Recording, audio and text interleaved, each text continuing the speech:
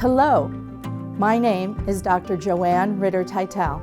I'm the Vice President and Chief Nursing Officer at Orange Regional Medical Center. Welcome to Orange Regional's journey to operational excellence and magnet designation. This presentation is called Reaching Above and Beyond. Transformational leadership is motivating, supportive, and inspirational. We use transformational leadership for the NICU relocation by bringing the staff to the table and asking my team where they felt it would be best to relocate the NICU. At one point in the whole process in the project, I personally took a step back and said, we have a great team here. We just don't have a bunch of individuals, we have a team. And it took everybody's effort, and you had at least 8 different departments working together as one for the goal of our NICU patient. The Whiteboard project relates to transformational leadership in that it was an initiative that was brought by the staff. As they kept on getting feedbacks from the patients, I do not know who my doctor is, I do not know who my social worker, my nurse, and the shared governance through the leadership of Dan Conroy presented this to this council group, and we were able to initiate it with their request. The patients were very grateful, actually, because they now knew who their doctor was, their nurse. They didn't have to come to the nursing station, every so often just to see what the phone numbers were to the unit or their meal times at all or anything. The empowering of these different groups to be able to continue to express their ideas makes this a family. Well, we're on something called a magnet journey, which is the highest level that a hospital organization can attain for nursing. And we know from research that having the highest level trained nurses at the bedside equates to better patient outcomes, lower mortality, less complication rates in patients. Exemplary professional practice is a multidisciplinary approach, innovation, and patient caring. Aromatherapy relates to exemplary professional practice because it's evidence-based and it's for the patients. It helps increase patient satisfaction. It helps the patients relax and they feel more at ease when they're in a hospital setting. We're making a difference. We're bringing projects to the hospital. We're bringing research to the hospital, evidence-based practice to the hospital, and making changes, and it's beneficial change. This model guides us in our everyday practice for the simple fact that it's what we do every day. It's what we're already doing. So the fact that we were able to capture it in a picture was awesome. We are very caring individuals. We want you to put your heart in our hands, and every word that we were able to come up with was just what we already do on a daily basis. It's very motivating for me to watch them grow and earn their degrees and get their certification as their leader. I'm trying to empower them to do that. They have the autonomy to do the tasks and the job and take care of the patients. Empirical outcomes means quality, data, and trending.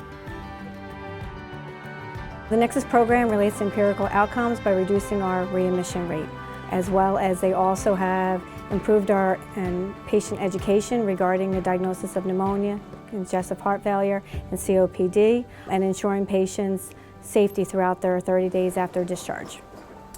And this is done because the team comes in and they educate the patients, they assist with the discharge, with follow-up appointments, and pretty much assure that the patients are educated on their disease when they're discharged.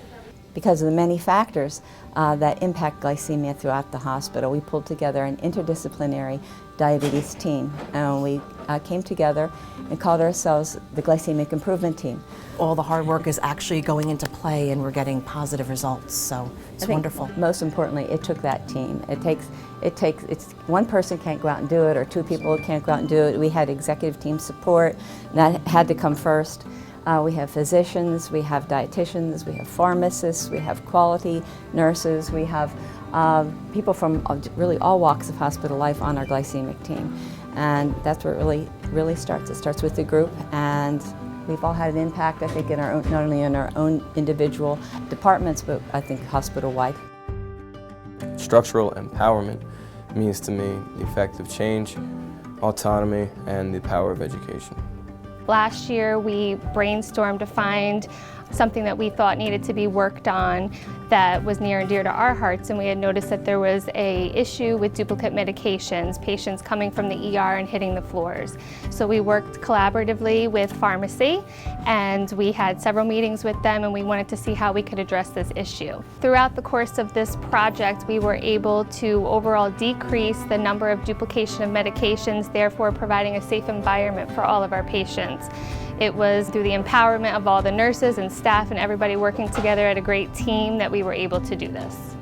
We are also extremely fortunate to have the support of administration.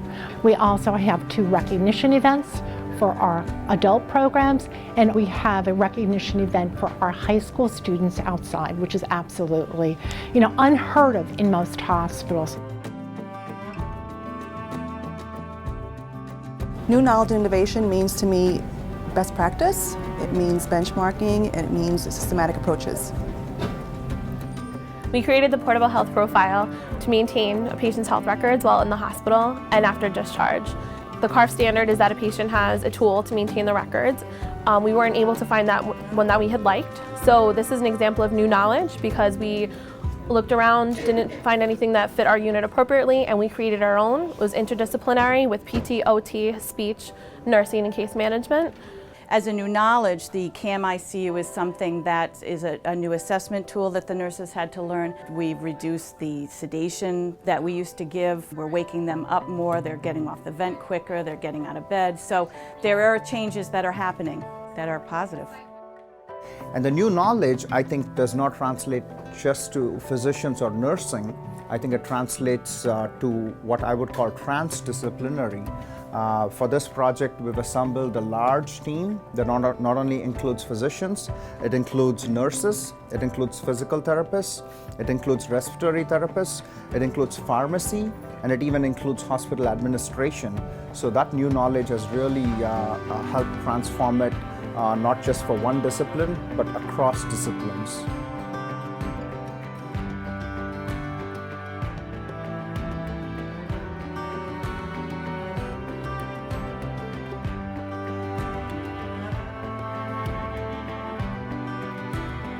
It's our time to be proud of our journey to operational excellence and being part of the team that reaches above and beyond.